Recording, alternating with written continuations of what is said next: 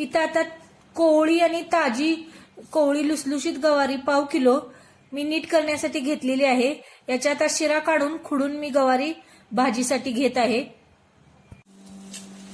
ही बघा पाव किलो गवारी मी तव्यामध्ये हलकीशी भाजून घेणार आहे, कारण फोडणीला देताना परत आपण ती कांदा आणि तेलामध्ये भाजणारच आहोत।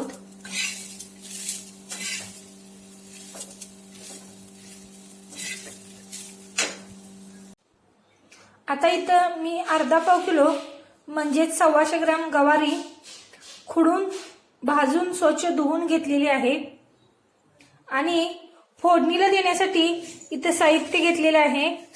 हे बघा 7 लसूण पाकळ्या चेचून, पाव चमचा मोहरी आणि अर्धा चमचा जिरे आणि त्याच्यानंतर मी इथं घेतलेलं आहे भाजीमध्ये घालण्यासाठी अर्धा चमचा धनापूड, 8-10 मिरच्या बारीक करून, अर्धा चमचा मीठ आणि अर्धा चमचा हळद।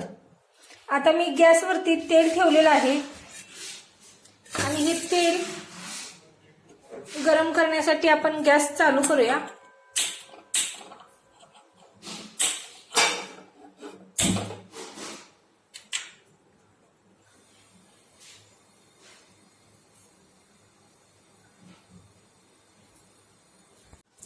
आता हे तेल कडकडीत असं तापलेलं आहे आणि त्याच्यामध्ये आपण फोडणीसाठी जिरे, मोहरी आणि लसूण घालूया।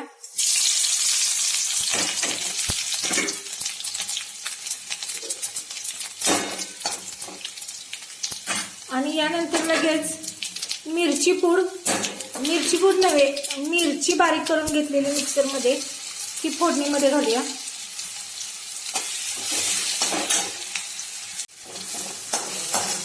आणि यानंतर हे आपलं राहिलेलं साहित्य हळद, धनेपूड आणि मीठ हे सर्व याच्यात ओतूया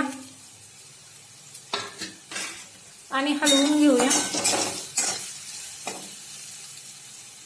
आणि त्यानंतर ही गवारी जी आहे आपण स्वच्छ धुवून घेतलेली ती याच्यामध्ये ओतूया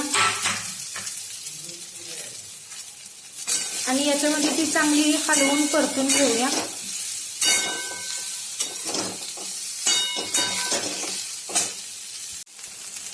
आणि आता मी या गवारीमध्ये जे आपण मिक्सरला मिरच्या बारीक करून घेतलेलं होतं त्या भांड्यामधून विसळून घेतलेलं पाणी गवारीमध्ये घालत आहे।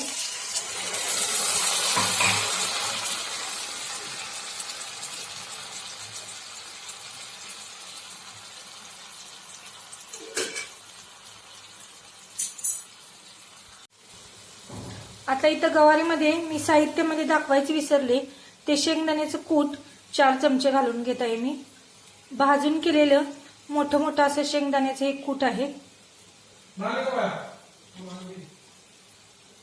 आणि हे मी 4 चमचे घातलेलं आहे।